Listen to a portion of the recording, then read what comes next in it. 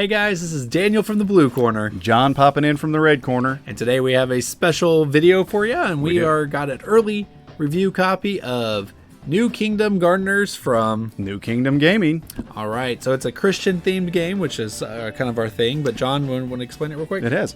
Yes, I don't know if you're like me, but you've seen this on Facebook quite a bit. At least I did when it was getting ready to launch on Kickstarter, which it's in the middle of the Kickstarter right now. You still have a few more days to go on and reserve your copy if that's what you want to do. And it's actually reached the first threshold of rewards, at least at this point, which is the wood meeples. So that's, to upgrade the components to the nice wood meeples, which is what we all like. Yes, especially Chris. He needs wood meeples. Yes, we all know that. Yes. So, so New Kingdom Gardeners is kind of a set collection game. It's actually kind of unique. I've never really played anything quite like it. It is pretty simple. I'm going to throw that out there. Yeah. Right.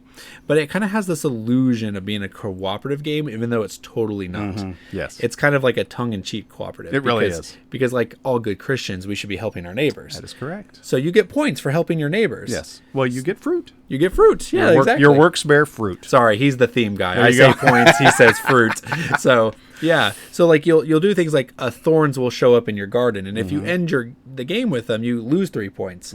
But if it's in my garden and John I prune it and I help him, I get that out of his garden, it's worth 3 points to the good for me. So 3 fruit. So yes, it bears fruit for me. He saves me from negative points, but he gets positive points. Also, you can help each other put workers in each other's field as well. That's true. So if I have a worker in my field working all by himself, he's not giving me a lot of points. So then John comes along and goes, here, have 1 point. But John now gets 3 points for doing that. Yes. So you're always helping each other. Yeah. But even though it's tongue-in-cheek cooperative, there are a little bit of fun elements of subtle take that. Do you know what I'm talking about, John? Yes, there are. That's moving the weeds through the fields. What's kind of interesting about it, you have 3 spots where you can plant your field at. Yep. And one of those spots can be taken up by weeds. Well, as you plant... spots in your garden there. And as you plant your flowers and the weeds come up, the whole thing kind of shifts over. And if it gets pushed off your board, it actually goes to your neighbor. So you can kind of time it right. You can be like, oh, no, I'm going to push these weeds out to John's so I don't get negative points now. But now John will if he can't take care of it. Yep. Good thing to do when you know the end of the game. When you know the master gardener is about to make his return, which is what ends the game. That's right. So good way to set up your opponents to fail that way. Yep. Or if you have an extra action, you can be like, oh, that went into your garden, John. I'm so sorry. Let me prune that for you. Let me get that for you. Yes. So, yeah. And then, so it works really well. It's a pretty clever mechanic. Yes. Who do you think this game is for? Well, you know what? It's when we first played it, we didn't play it correctly. And I wasn't sure who this game was for. Yes. Because we were thinking it was a set collection. You're trying to get all these sets collection, and there's too many different workers to really collect much of a set to get any fruit. So when we played it correctly, it's like you were saying, it's easy to teach. It's a simple game at its core, which is usually the kind of games I like, where they're simple to their core, but then it's the decisions you make when you play them. Because you're like, do I want to play that onto my board, or do I want to play it on his board where I can get points and get more, because he's going to play one on there, then he'll just get the points. So it leads to some tough decisions, and then you're trying to chain different workers together and their actions. And it's kind of a combo game. If you really, it really is. You're trying to get an engine running. Yep. Yeah, that's right. If you have engine building, combo building, you get different workers that all have synergies with each other. So you might be able to plant something and then immediately reap it instead of waiting till the end of the game. Yeah. Or you might be able to trade with your neighbor. Yeah. And get what you need. They don't have any choice, so it's not really trading. Yeah. It's kind of stealing. It kind of is. But you give them something. But you give them something. Yeah. So it's great.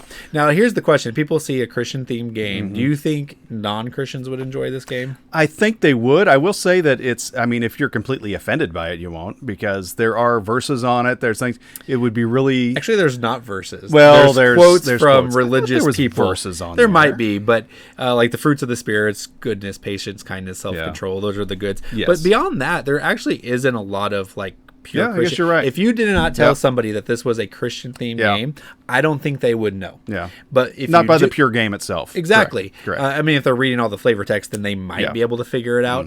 But I think this is really cool if you are like a homeschooler, a parent who wants to teach their kids biblical principles through board games. This would be a really great lesson. Also, if you just believe in like good things like kindness, goodness, self-control. Yep. And then bad things are bad, like envy, selfishness, greed. Yes. You can kind of show that how these fruits kind of work together and how you want the good, Yes. but you want to get rid of the bad. Yes, very so I good. think this is something that anybody can enjoy. It's subtly Christian. It's not overtly, even though if you look into it, it's very Christian. Yes. But you won't know that unless you Yeah. super look into it. So, And I will do want to say that I think the biggest challenge for making a Christian themed game is to make something that's not co-op, that doesn't sound forced or nothing seems forced in this game. No. It really seems you're doing everything for a reason. It all makes sense, and it's like you're saying co-op kind of. Yeah. It's like, but not really, Not really at and all. so that's because you almost have to make a straight co-op to have a Christian game. But now definitely. there's many things in it I've never had in a game before, so. Yeah. I think it's well worth a look if you haven't seen it, or even if you have seen it. And do you want to break away for the video right now? We'll break away Sure, for the- yeah. Let's okay. take a look at the Kickstarter video. It's May 6th right now, so if you're watching this, you can still, when it first releases, you might be able to back it still later Yeah. on. We don't know, but Yep. hey, find a copy. I think it's worth your time, especially if this sounds interesting to you at all. I think it's worth it. So let's go to the video. Let's do. In the beginning, the master gardener planted everything. In time, he created people with unique gifts and skills to share the delicious fruit his seeds produced all over the world. From among them, he chose gardeners to carry on planting and appointing workers. Over time, some gardeners became defiant, refusing the master's ways and neglecting their gardens. Now, sinister thorns creep about on the face of the earth, disrupting the once verdant gardens of the world. However, there is hope. You, your fellow gardeners, and your helpful doves are hard at work planting new seeds, appointing skilled workers, and pruning thorns wherever you find them. For soon the master will return for a great harvest, at which a head gardener will be chosen to lead a new generation of gardeners. Will you be the one to produce the most fruit and receive this honor in New Kingdom Gardeners?